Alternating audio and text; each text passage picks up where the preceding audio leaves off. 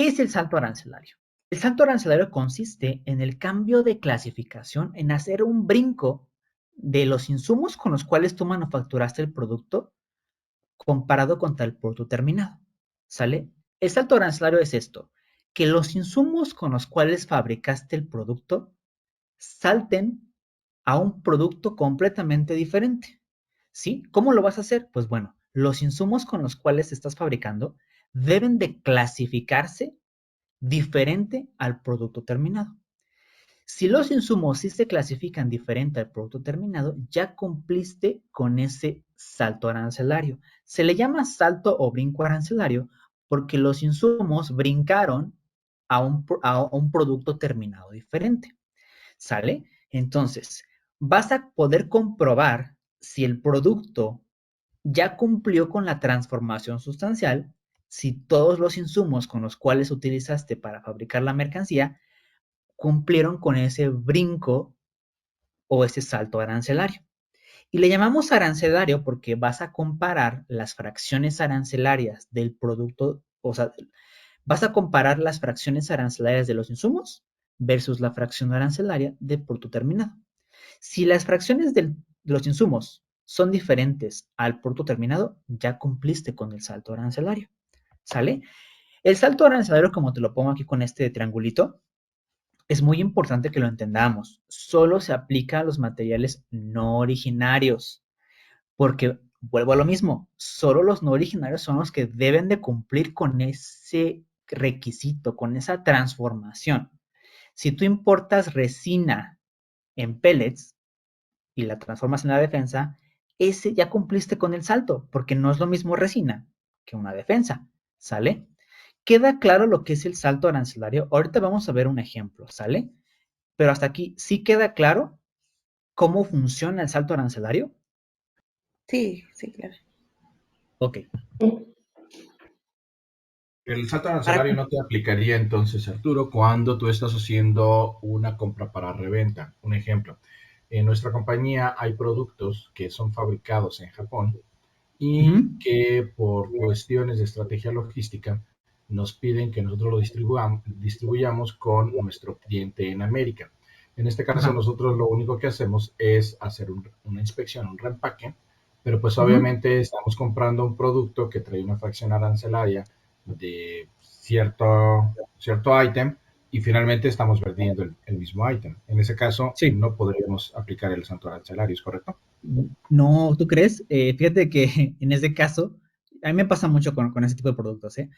Para productos que son comercializados, donde tú solamente importas y vuelves a vender aquí en México, no hay una transformación. Si tú quieres aplicar el salto, aplícalo.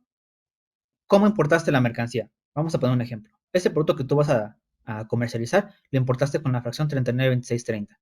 ¿Y cómo lo vas a vender? Con la misma fracción 392630. ¿Se transformó? No. ¿Hubo proceso productivo? No. Entonces no cumples con el salto. Aunque tú quisieras aplicárselo, ya te diste cuenta de que la fracción con la que vale en todo el país versus la fracción contra la cual lo vas a vender o lo vas a exportar sigue siendo la misma. Por lo tanto, no cumples con el salto y por lo tanto, desafortunadamente, no lo puedes aplicar. ¿Sí quedó claro? Sí, correcto. Ok. Sí, te digo, a mí me pasa mucho, nosotros también comercializamos algunas autopartes, no las fabricamos aquí. Estoy dando piezas muy pequeñas que las hace nuestro corporativo en Japón, me la manda, aquí llega a la planta, se empaca, se inspecciona y se le vende a Nissan para o a Honda o a GM. Y ellos me preguntan, oye, ¿es originaria de Temec? Le digo, pues no, le digo, la verdad, es un pass-through, le llamamos así normalmente, son las piezas pass-through, no le hago nada, solamente empaco y se conserva el mismo país de origen. Y ya cuando yo les pongo Japón y ellos ven Japón o China o Tailandia, ya ni dicen nada, dicen, no, pues ya sabemos que pues no hubo transformación, ¿sale? Pero ojo, si a este producto ya le metes, aunque sea un componente, ya habría que ver si cumple con la transformación, pero mientras no le hagas nada, pues no puedes aplicar el salto. Disculpa, por ejemplo, si tengo, nosotros vendemos tapones para tanque de gasolina. Sí, Digamos que la correíta, que nosotros le llamamos tether, es de Estados Unidos, ¿no? Nos la vende un proveedor de Estados Unidos. Y Sí. hay clientes que se las llevan, se las vendemos porque se las llevan como extra, o sea, por si les ponen algún adicional si lo llegan a vender. Ujú. Por ser de Estados Unidos ya sería originario para si yo se lo llevo a vender a alguien más. A ver, ¿esa pieza tú la manufacturaste aquí en México o solamente la importaste Eh, y la revendiste? la importé, ajá, son de Estados Unidos, bueno, Ajá, el proveedor me dice que son originarias de Estados Unidos ajá, y nosotros se la agregamos al tapón, o sea, originalmente esa va agregada, va enganchada, ¿verdad? ajá. Pero hay clientes que se llevan piezas de esos téters de más Ah, por ok, ok, X ok. razón. Sí. Ah, Ajá. ok, Entonces, al bueno. momento que se la vendo a mi cliente, sería originario. Sí, mira, aquí hay dos casos.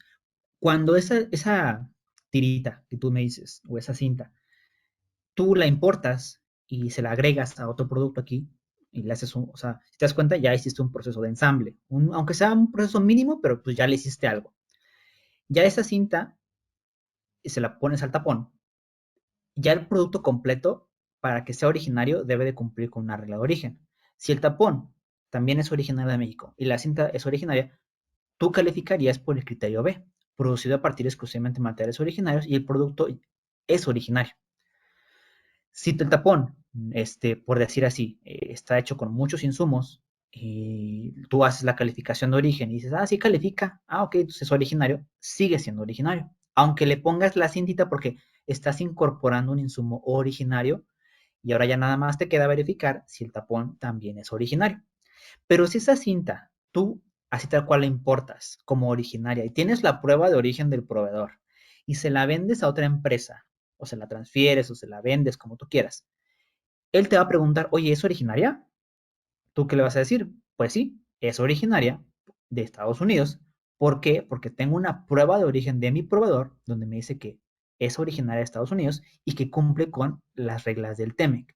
Entonces, si tú llegas a expedir, si tu cliente te llega a pedir eso, vas a poder decirle con toda confianza que así como se la vendes solita, así como me dices, que si es originaria, y si te dice, oye, dame una prueba de origen, ¿tú qué vas a hacer?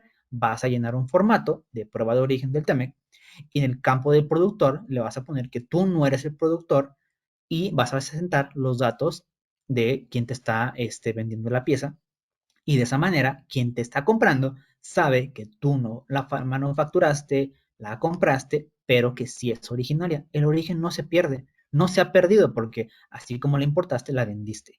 Ojo, es muy importante que así como la importaste de Estados Unidos, no haya pasado por ningún otro país, que de Estados Unidos haya pasado, por ejemplo, a Cuba y de Cuba a México. En el momento en que esa pieza originaria toca un territorio externo, se pierde el origen, ya deja de ser originario. Entonces, nada más comprueba que haya expedición directa, es a lo que le llamamos expedición directa, y sin ningún problema, esa cintita que me dices es originaria. Ok, muchas gracias. Sí, de nada. Mencionas que una vez que toque otro territorio pierde la originalidad, pero bueno, el origen. Sí, Pero incluso aunque la mercancía siga trayéndome un certificado originario de Estados Unidos. sí. Mira, los tratados establecen un artículo bien, bien importante, la expedición directa. Quiere decir que cuando una mercancía que es originaria y trae su certificado, en el momento que toque un territorio aduanero diferente, pierde el origen. Así tengas un certificado firmado por el presidente de ese país que te diga que es originario. Los tratados tienen excepciones y te dicen, ok, te voy a dejar que pise otro territorio, pero me debes de comprobar dos cosas. Que estuvo, que fue necesario por cuestiones de logísticas o de seguridad que tenía que pasar por ahí, o que estuvo en todo momento en resguardo y vigilancia por parte de la autoridad aduanera. Si cumples con eso, no pierdas el origen. Pero debemos tener en cuenta que en el momento en que una pieza originaria de un país toca otro territorio aduanero, se pierde el origen. Y no lo vas a perder siempre y cuando cumplas con alguno de estos supuestos que te pongo. Ok, gracias. Y de nada. Y se los comento porque yo tenía un material así, lo comprábamos de Estados Unidos y hagan de cuenta, cruzaba aduana, ¿no? O cruzaba de México a Estados Unidos. En ese caso, por ejemplo, no se pierde el origen porque sigue siendo el mismo territorio. Pero si se fuera a otro país y me quieren dar gato por liebre, decir, no, si sigue siendo Estados Unidos, pues ya no podría porque ya tocó otro territorio. Ok, miren, aquí les pongo un ejemplo bien claro de salto arancelario, ¿sale? Imagínense esta máquina de inyección, esa que les pongo ahí de proceso productivo. Esa máquina, su función es que le metes la resina y sale una pieza inyectada. Entonces, imagínate, la entrada, importaste de muchos países esas resinas que están ahí de colores, ¿sale? De la subpartida 390799. Tú aquí ya la separaste, la metiste a la máquina, el molde la inyectó y te hace cubetas. Cubetas de la subpartida 392330. 392330, perdón. ¿Hay salto? ¿Sí hay salto o no hay salto arancelario? Sí, sí hay un salto arancelario. ¿Por qué? Porque la fracción arancelaria de la resina no es la misma que de las cubetas. Ahí ya cumplí con esa transformación sustancial, ya cumplí con el salto arancelario. El salto lo podemos ver ahorita en pantalla porque ya identificamos que sí hubo un salto de la 390799 a la 392030. Entonces, ese es el salto. El salto arancelario es, en resumen, lo que ustedes están viendo en pantalla. Que la fracción, ya sea capítulo, partida, subpartida, de la materia prima, haya brincado o sea diferente al producto terminado. En términos generales, ese es el salto arancelario. En eso consiste. Esa es su principal esencia de este método. ¿Sale? Creo que queda más claro con este ejemplo, que ustedes vean cómo es, por eso siempre le llamo así, ¿no? Entrada y salida. Que las fracciones de entrada sean diferentes a las de salida. Si es eso, se cumple y hay un salto arancelario.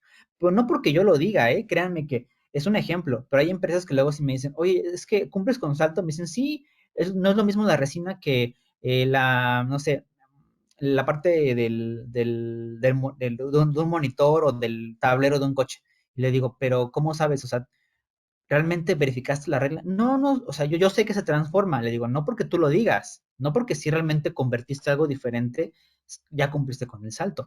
La regla de origen, ahorita que veamos un ejemplo, es la que nos da la pauta para saber qué tan chiquito o qué tan grande es el salto, porque mientras más grande sea el salto, más difícil es difícil de cumplir, ¿sale? Pero este es un ejemplo para que ustedes vean cómo es el salto, en qué consiste.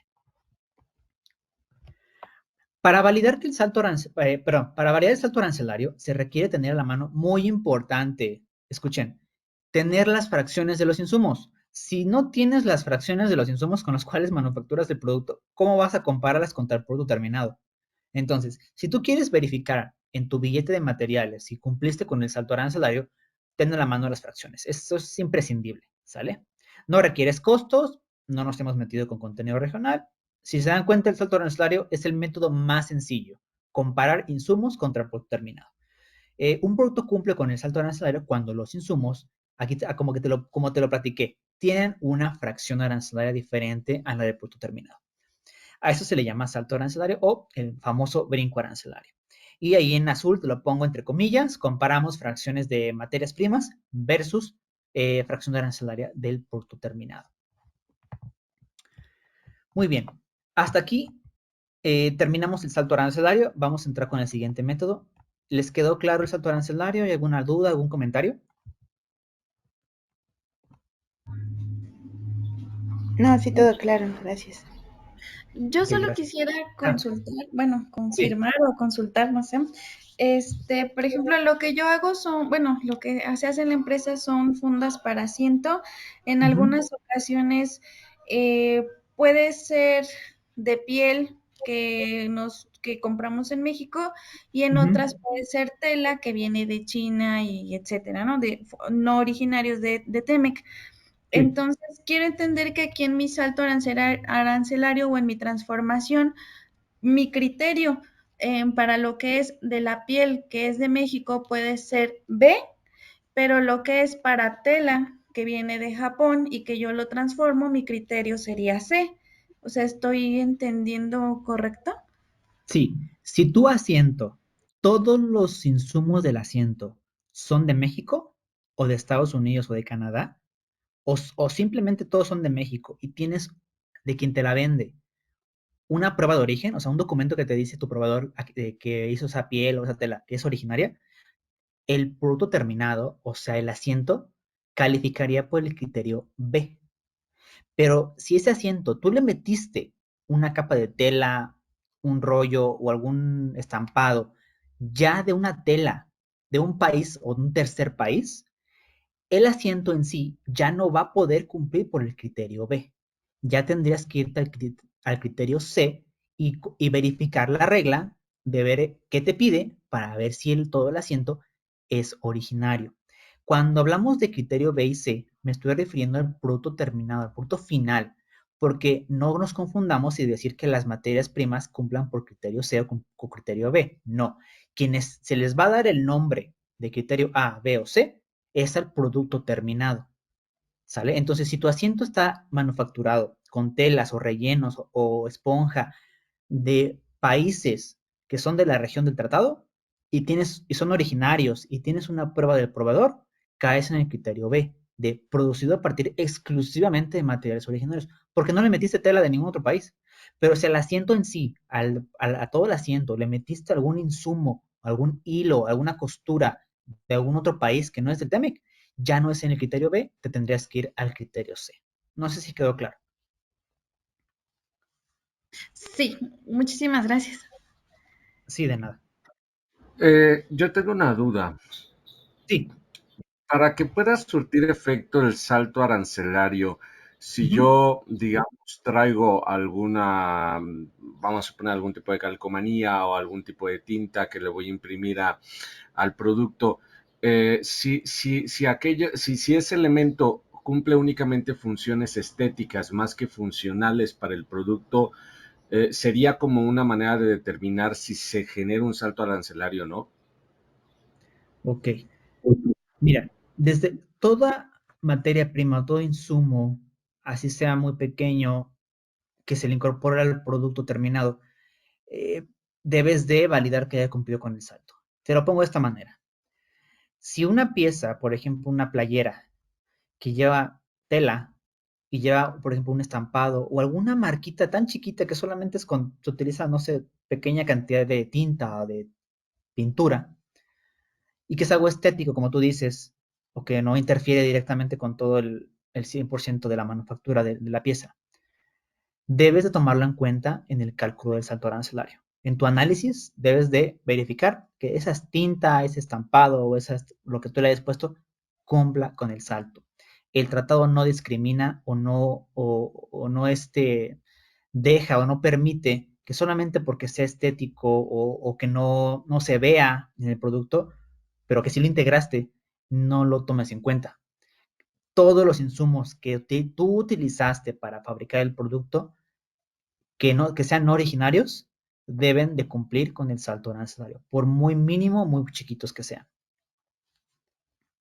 Ok, te agradezco mucho.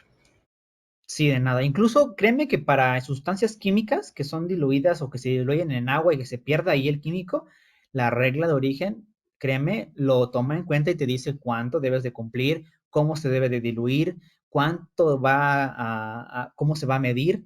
Créeme, hay para todo. Me ha tocado que luego me decían, oye, la pieza solamente lleva una capa de cromado.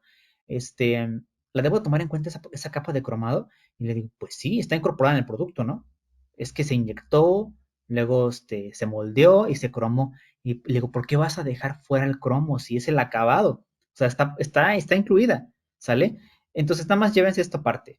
Cualquier ingrediente, insumo, materia prima, por pequeña que sea, pero que está dentro de la estructura de materiales o dentro de la fabricación del producto, debe de tomarse en cuenta en el